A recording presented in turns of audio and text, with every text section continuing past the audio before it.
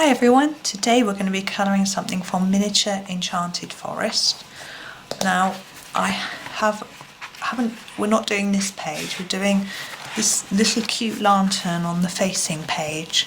I'm going to be using my Staedtler Ergosoft because they're nice and small. I'm just trying to crease the page a bit. Be careful when you do this. I know this book, I'm just going to stand a pencil sharpener on the other side to hold it down. So we've got the little lantern, so I'm going to start with the little leaves, and we've got a little bit of branch and these 3 leaves. So I'm going to start with the branch.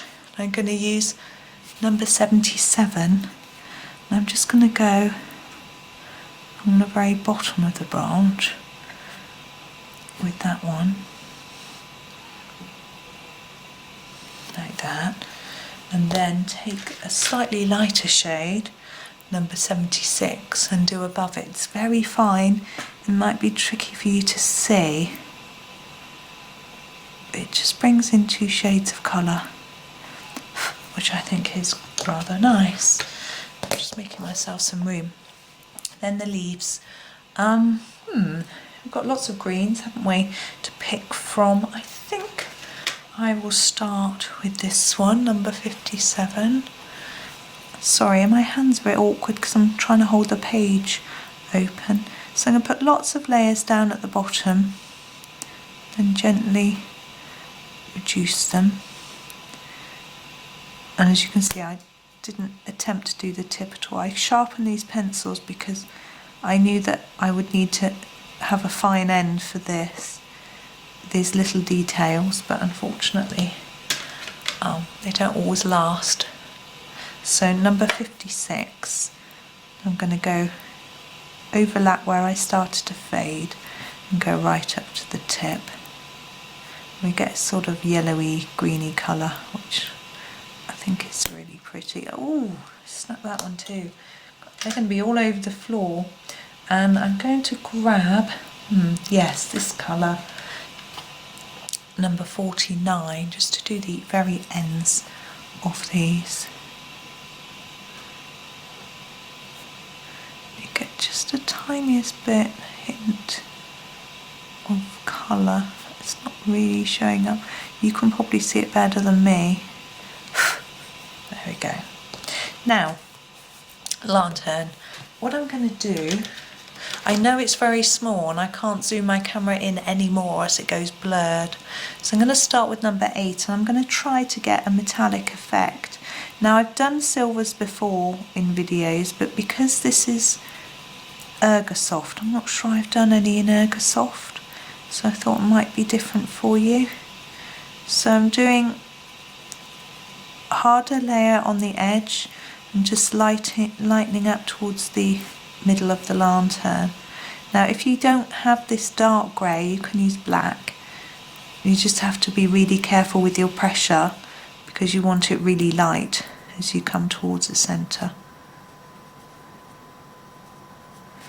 Now we've got these sort of internal bits which I'm going to do dark because there might be light down there, but I think it just shows them up better.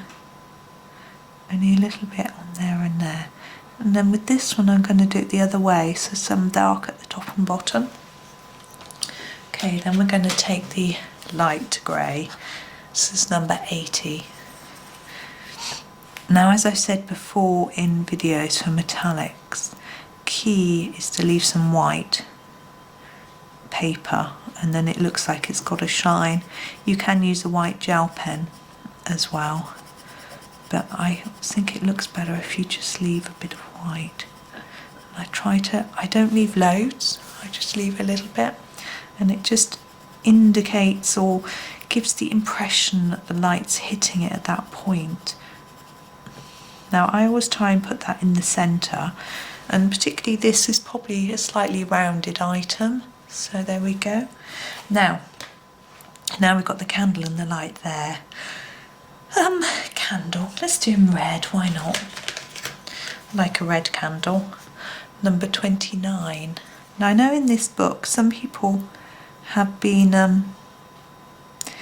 doing the little pictures in exactly the same way as they've done the larger picture. I'm going to use a different colour as well. I'm going to use 25 to do the centre of the candle.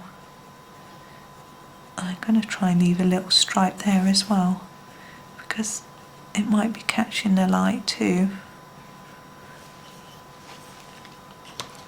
But I haven't worried about what I'm going to be doing on the other picture, I'm just doing this one. Now I feel we've got a flame, which is very small again. I'm going to put an orange on the base. Now I've tried to do before copy real fire when I've been colouring, and I find it doesn't always just look quite right. So I tend to just do my own thing, number 11 for the top, and find for some, in my head it seems to work, because I know the bottom of a flame should be blue, and then it just doesn't look right when I try it, especially in a small space like this. And what I'm going to do with this actual lantern is I'm going to use, number 1 inside in an even and thick amount all through. Now I can never tell whether these are supposed to be glass or whether these stripes indicate it's a sort of cage. I don't know, like a mesh. And then coming out on the edges, I'm going to do a darker colour, number 11. And I'm just going to do this sort of effect as Johanna has drawn for us.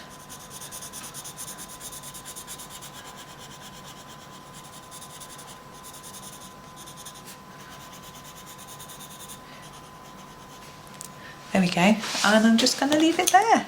I think it's rather cute. As I say, unfortunately I can't get in any closer for you, but I hope that was useful for you, and happy colouring.